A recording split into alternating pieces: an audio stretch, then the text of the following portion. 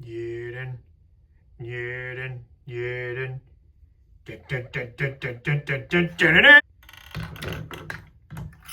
Oh, please read the following disclaimer. Oh, wait a minute. There we go. And here is the second part of the disclaimer, just in case I go crazy with the editing on this one. Please enjoy. Hello everybody, my name is Zubenduber. I welcome you once again to my closet and for another Transformers review. And today, we are taking a look at Transformers Age of the Primes Voyager class Skybyte. Yeah, he's not RID Universe Skybyte, he's just Skybyte. But anyway, I got this at my local... I actually do not remember where I got him from. He might have just shown up in my collection one day. And I unfortunately no longer have the box. Come on, just let it happen. He owed me $1. But anyway, let's just get right on into it. This Five Nights at Freddy's animatronic looking shark is just probably one of the craziest things I've ever had the privilege of reviewing. I mean, just look at all the crazy, just cybernetic detail and all the little wrinkles in his like weird shark flesh and just all the different bits. Like, they went so crazy on all of these details, and the colors and everything are great, like the silver paint and the purple like plastic they use for the shark. It looks a little blue on camera, but in person it's a little closer to violet. But yeah, just this thing is just absolutely ridiculous. And here's a closer look at all those details. Like, I love the little scar going across his eye right there, and then just all of these like gray and silver panels all across the front, and the giant ridiculous holes on his back fin, and even on the, what do you call those, the dorsal fins, I think is what they're called. And then just the little wires on the undercarriage down there. And then there's just so much going on with this guy. And if you love all the mechanical detail on his left side, well, on his right side, there's a whole lot more.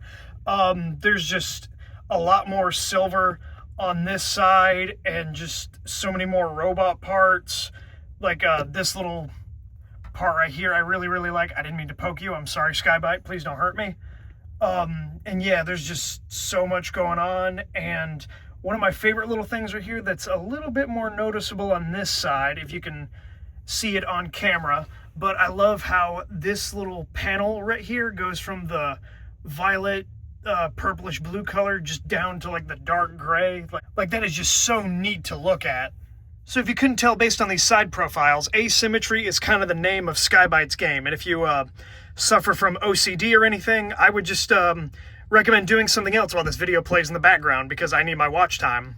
But either way, the amount of detail on either side of this guy is just ridiculously insane, and like they really put the Voyager class budget to the test with this guy in both shark mode and in robot mode when we get to it. And because his alternate mode is a living water-sucking machine, he has a little bit of posability to him.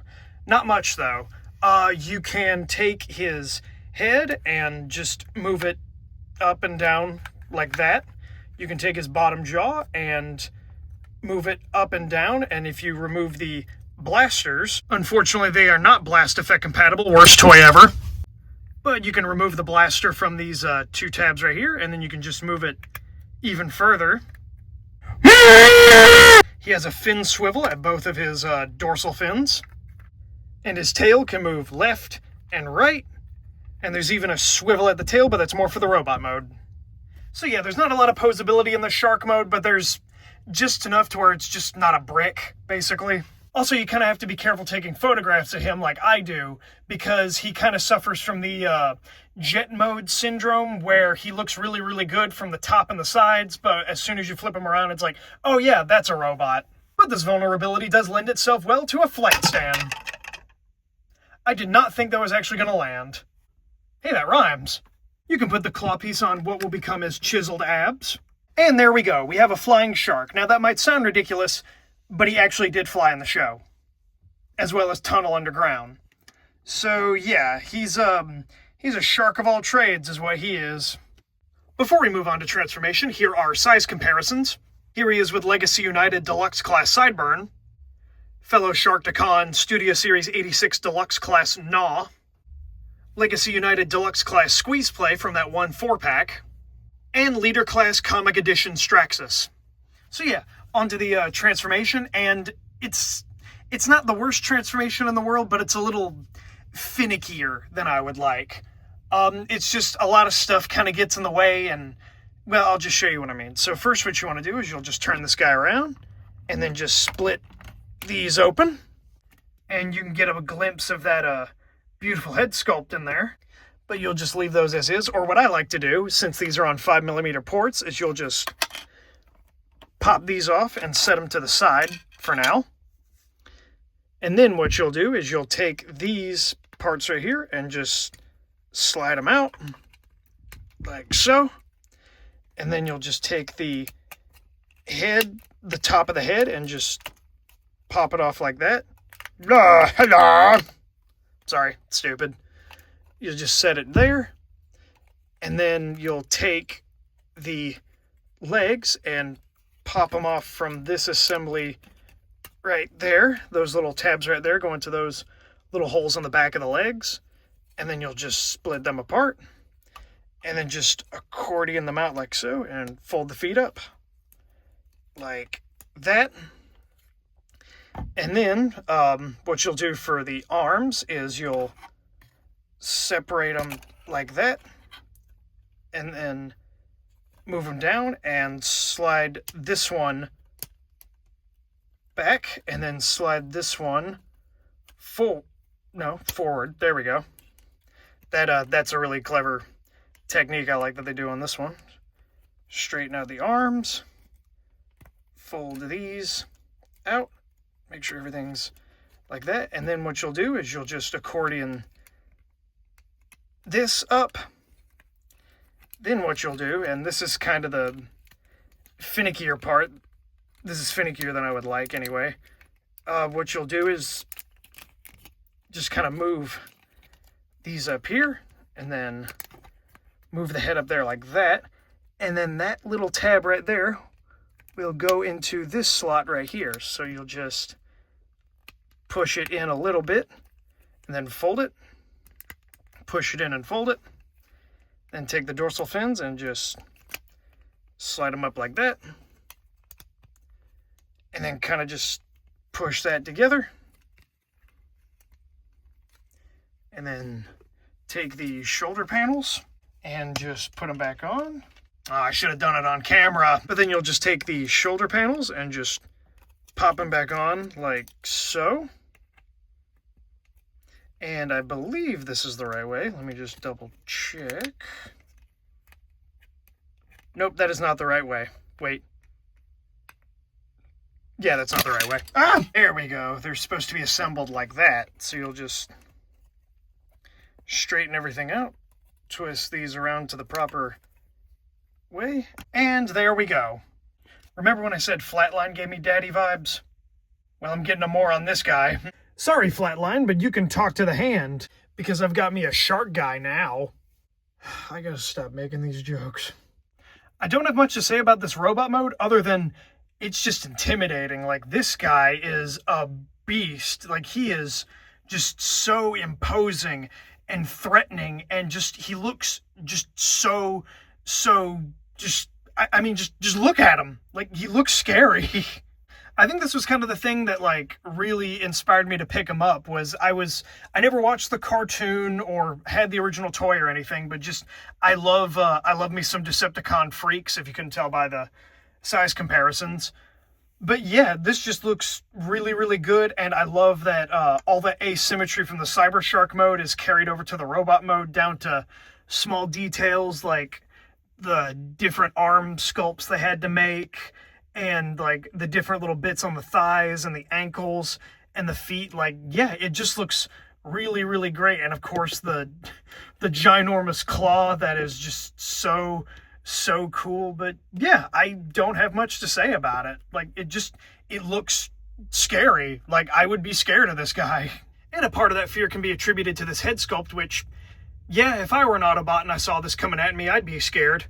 Good thing I'm not. But in all seriousness, this head sculpt looks really, really good, minus a few blemishes on the violet right there. I don't know if that's intentional or not. I don't think it is. But aside from that, that looks really, really good. It is also probably one of the largest head sculpts I have on a Voyager class figure. It's so large I can't fit it into frame right now. There we go. All because of that giant mohawk on his head.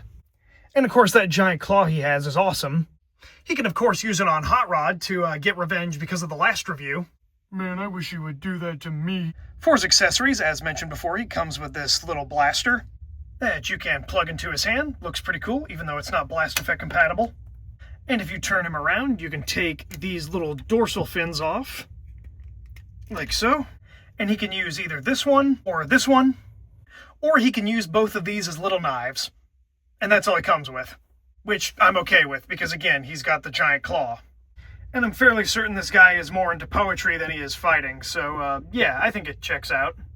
Interesting little thing about these daggers, when I first bought this figure, they were actually assembled on a runner, like a model kit, which I would never buy.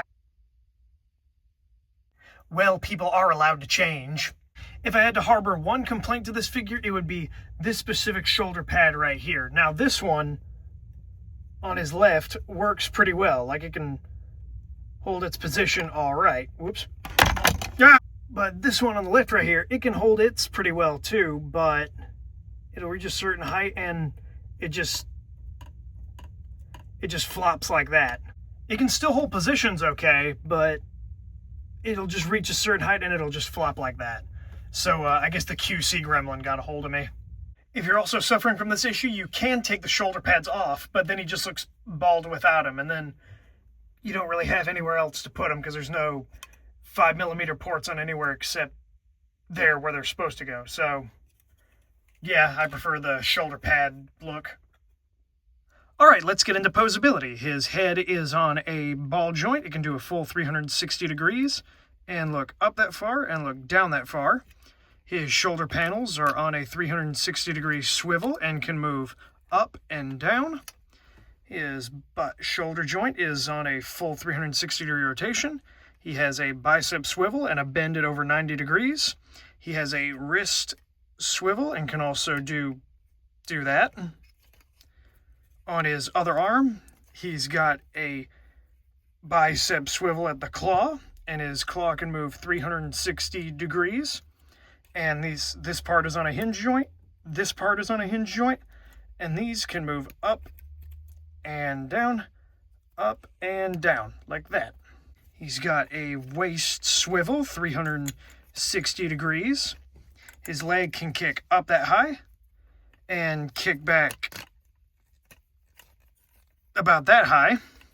He's got a beautiful spread, a thigh swivel, a bend at over 90 degrees, a decent ankle pivot, and his toes can bend forward. Despite being such a big fellow, posability for Skybyte is pretty good. And it's hard to make him not look at least a little bit dynamic with just everything about him. I mean, just look at this guy.